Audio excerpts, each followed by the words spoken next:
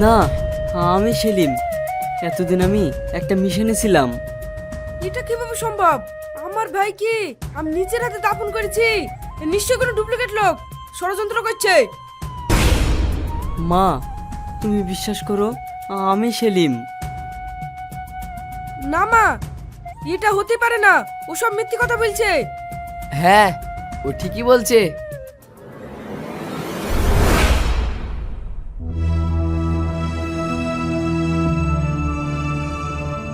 এটাই হলো আপনার ছেলে সেলিম। কিন্তু সেদিনের ওই লাশ। সেদিনের ওই লাশটা ছিল একটা আতঙ্কবাদীর। সেলিম ওই মিশনটা কমপ্লিট করার জন্য এই নাটকটা করেছিল। হ্যাঁ, হ্যাঁ। সেলিম। মা, তোমার বৌমা হাসি আর পিঙ্কি কোথায়?